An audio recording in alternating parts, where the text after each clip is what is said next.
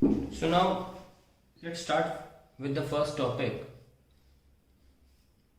called the electric current. In its early classes, you have already learned about that current is the rate of flow of electrons. Okay, so it is defined as Q by T. हम सब जानते हैं कि Q जो है वो charge होता है, ये टाइम सेकंड, तो we can easily write the unit as coulomb per second, which is termed as ampere. ऐसा यूनिट में ये एम्पियर आ गया. Now we write Q by T because it is if we are taking ये जो considering कहिए uniform motion of electrons, uniform motion of electrons in that case. So if the motion is not uniform, if the motion of electrons is not uniform, then अब क्या uniform तो है नहीं, तो बहुत ही कम टाइम के लिए देन के आगे दिखाता हूँ मैं. सपोज कंडक्टर है, यूनिफॉर्म है नहीं, तो हमने इतना छोटा टाइम कर लिया यहाँ से लेकर आते बहुत छोटा time, very small time, say delta t tending to 0, yes or no, in which motion is becoming uniform. ऐसा करते हैं ना, डिफरेंशिएशन कॉन्सेप्ट ये तो है कि आप इतना छोटा टाइम ले लीजिए जिसमें चार्ज को अपनी वेलोसिटी बदलने का मौका ही ना मिले. सो इसलिए in case of non uniform we write it like this, I is equals to limit delta t tends to 0 delta q by delta t. And we all know that this has a meaning known as dq by dt. That is the reason behind we write current as rate of flow of charge. So दोनों ही सही है, depend करता है कि motion कैसा है. अगर uniform है तो ये लगाएंगे और नॉन यूनिफॉर्म है तो ये लगाएंगे. Totally charge flow you can also write actually delta q by delta t, just like average velocity we write total displacement upon total time. Similarly now जैसे हम इंस्टेंटेनियस बोलते हैं तो ये करंट जो है किसी भी वक्त का करंट है, ये नहीं कह सकते ओवरऑल, लेकिन when we integrate and we get it like that. So I is equals to d q by d t, that is the expression for the non uniform flow of charge. Now let's talk about direction of current.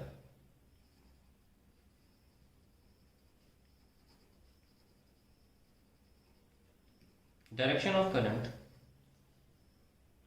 के बारे में बात करते हैं. देखिए लोगों को बहुत एक मिसकंसेप्शन है कि डायरेक्शन ऑफ करंट या करंट जैसी कोई चीज होती है. It is actually the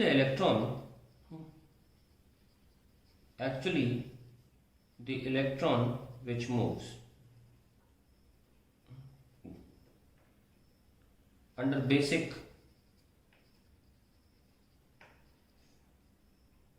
physics convention. क्या है वो basic physics convention?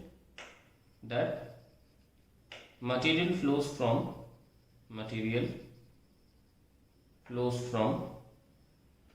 high concentration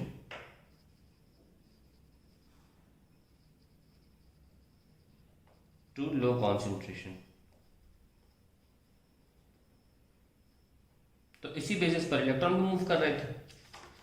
अब इलेक्ट्रॉन का जहां हाई कॉन्सेंट्रेशन होगा, जिसकी रीजन है यहाँ पे, यहाँ बहुत सारे इलेक्ट्रॉन है, और यहाँ मान लीजिए यहाँ कम है, मान लीजिए यहाँ तादाद कम है, चलिए तो ये हो जाएगा लो पोटेंशियल,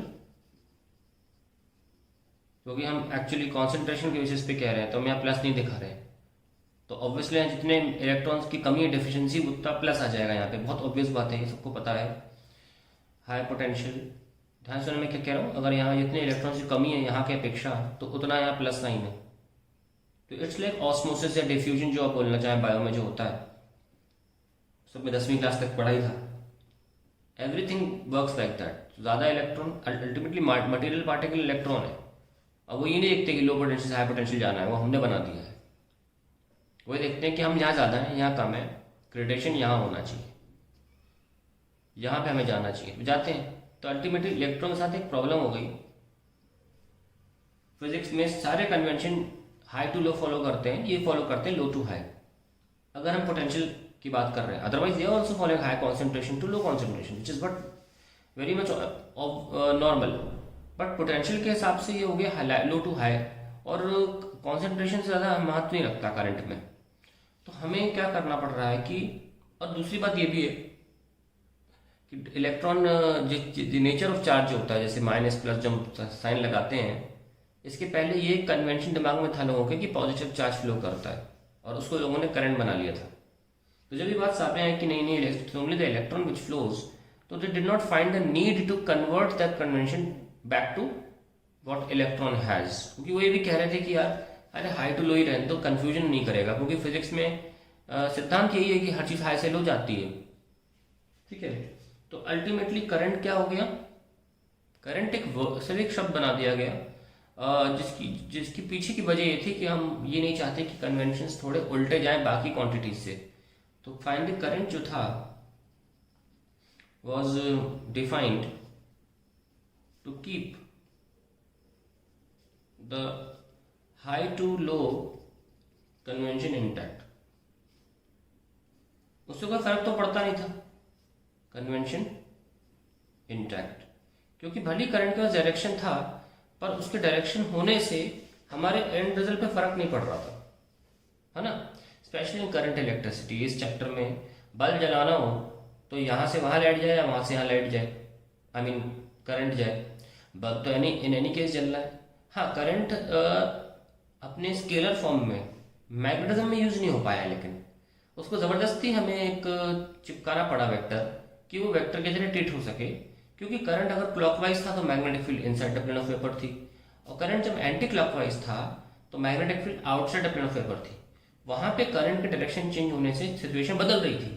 यहाँ पे करंट के चेंज होने से हमारे बल्ब की ब्राइटनेस पे या कोई भी अप्लायंस चलाने पे कोई फर्क नहीं पड़ रहा था। तो करंट के डायरेक्शन होने के बावजूद भी उसका एंड रिजल्ट पे कोई फर्क नहीं पड़ता। कहते हैं what are scalar quantities, scalar quantities are ones which have magnitude and they do not and the end result या they do not depend on direction. ये नहीं कहना चाहिए they don't have direction, that's absolutely wrong definition.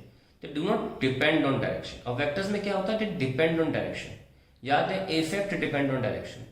और जब इस तरीके से वेक्टर्स और स्केलर को डिफाइन करोगे तो आप ये नहीं बोलोगे करंट अपवाद है, या आप ये नहीं बोलोगे प्रेशर अपवाद है, आप सिंपली ये बोलोगे the scalar quantities are ones which have magnitude. Vector दोनों में होता है but which are not dependent on the direction, या उनका जो इफेक्ट है it is not dependent on direction. अब मजबूरी ये हो गई कि मैग्नेटिज्म में we had to use it with some vector because its direction was definitely bringing some change in the end result. Now, the current to define to give the high to low convention intact. So, direction of current finally क्या हुआ? Direction of current हो गया high potential to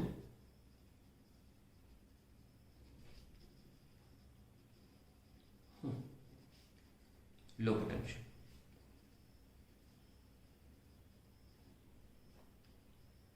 So that is all about current we have.